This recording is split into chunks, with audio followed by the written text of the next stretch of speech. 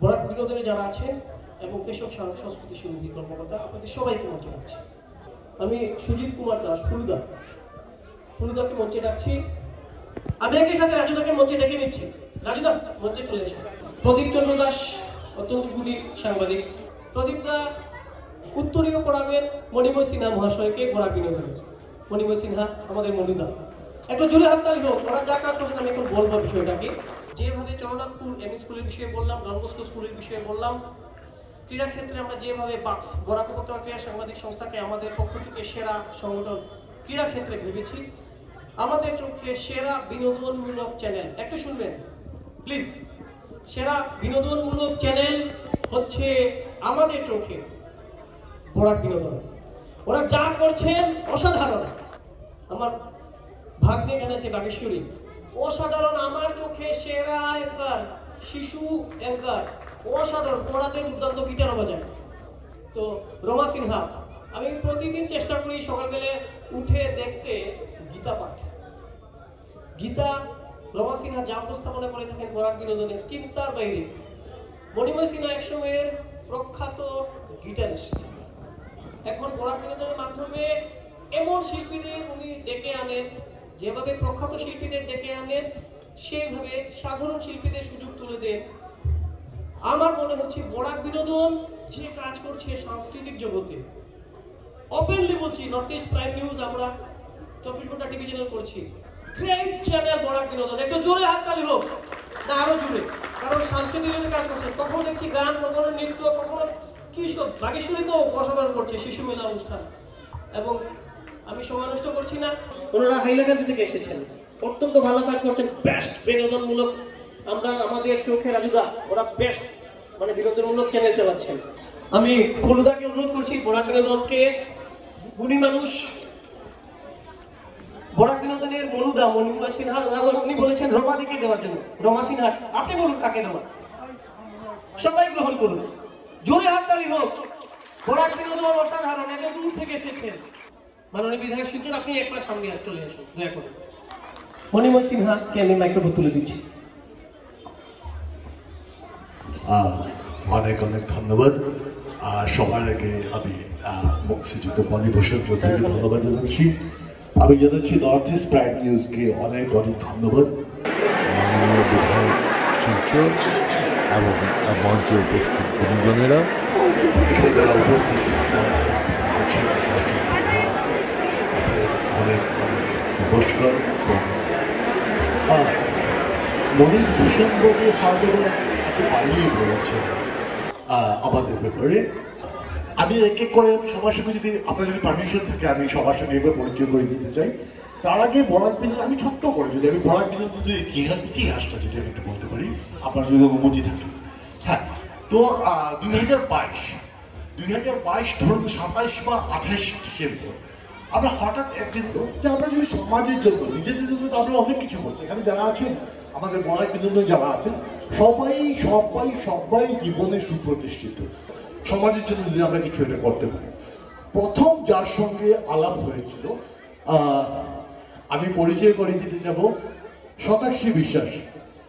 প্রথম ওর সঙ্গে উনি ওনার প্রফেশন ছাড়া উনি একজন নৃত্যশিল্পী, একজন গায়িকা। ওকে বললেন, শতাক্ষী এরকম একটা কিছু করা যায় নাকি, যদি আমরা যদি যারা গান করেন, যারা বাচ্চারা যারা, ওদের জন্য যদি আমরা যদি একটা মঞ্চ যদি আমরা দিতে, যারা মঞ্চে যেতে চায় না, যারা মঞ্চের সুযোগ পায় না, তো শতাক্ষীমূলক আপনি করেই দেয় এরকম একটা কিছু। প্রথম শতাক্ষীর সঙ্গে আলাপ হলো। তারপর সেই 2022 ইংরেজি 4 ডিসেম্বর ছিল গীতা দিবস। তো শ্রীমতী রমা সিনহাকে আমি বললাম, রমা তুমি তো রোজ বাড়িতে গীতা পাঠ করো, তো আমরা সামাজিক মাধ্যমে খুব একটা আমাদের এদিকে গীতা পাঠটা আমরা পাই না। অনেক ফেসবুক আমরা অনেক সময় স্ক্রোল করি, ইউটিউব স্ক্রোল করি, একটা গীতা পাঠ আমরা দেখতে পাই না। তো তুমি কি করতে রাজি হবে? রমা এক কথা বললো, ঠিক আছে আমি করবো। 4 তারিখ থেকে আমরা শুরু করবো, যখন 4 তারিখ গীতা দিবস। তো রমা সিনহার জন্য যদি একটা ধরে যদি আমরা হাততালি পেতে পারি, আগে এক এক করে তারপর সেইভাবে আমি বলছি কথাগুলো। হ্যাঁ, তারপর শতাক্ষীর প্রথম অনুষ্ঠান ছিল মুখোমুখি সাক্ষাৎকার। তো মুখোমুখি সাক্ষাৎকার যার সঙ্গে হয়েছিল, উনি পতঞ্জলি যোগ কেন্দ্র থেকে যোগ প্রশিক্ষণ নিয়ে উনার প্রথম সাক্ষাৎকার নেওয়া হয়েছিল শ্রীযুক্ত শ্রীবৈষ্ণ কংসবনী, যার স্টুডেন্টসরা ইন্টারন্যাশনাল লেভেলে গেল বছর হাইলাকান্দির মতো একটা প্রত্যন্ত অঞ্চল থেকে হরিয়ানাতে গিয়ে একটা আন্তর্জাতিক যোগা কম্পিটিশনে ৫ম স্থান অধিকার করতে পেরেছিল। তো সেই শিবতোষ কংসবণিক তখন থেকে আমাদের এখানে যোগ শিবির, বরাক বিনোদনের যোগ শিবির অনুষ্ঠান নিয়মিত করে আসছে। তো শিবতোষ কংসবণিকে যদি আমরা জোরে হাততালি পেতে পারি।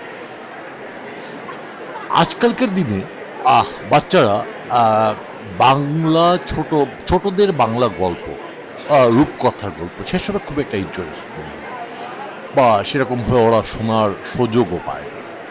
তো আমাদের মাথায় আসলো যদি আমরা সেরকম একটা কিছু করতে পারি যাতে বাচ্চাদের ছোটদের সাহিত্য, বাংলা সাহিত্যের উপর ইন্টারেস্ট আসে। তো সেরকমভাবে আমরা একটা প্রস্তাব রাখলাম শ্রীমতী আল্পনা ধরের কাছে। উনি মানে এক কথায় উনি রাজি হলেন ওনার ব্যস্ত কর্মসূচি থেকে সময় বের করে আমাদের জন্য একটা অনুষ্ঠান করতে, যে অনুষ্ঠানের নাম বরাক বিনোদন ছোটদের গল্প নামে একটি অনুষ্ঠান। তো আমরা আল্পনা ধরের জন্য যদি আমরা একটা হাততালি দিই। তারপর আমাদের আরেকটি অনুষ্ঠান আছে বরাক বিনোদনের রান্নাঘর, যেটাতে সিম্পল ওয়েতে জিনিস আমরা রোজ সেটাকে যদি একটু ভিন্ন সাথে যদি কোনোভাবে করা যায়, তো সেটার জন্য এগিয়ে আসতেন শ্রীমতী বিনোদা সিনহা। ওদের জন্য যদি একটা জোরে হাততালি আমরা দিতে পারি।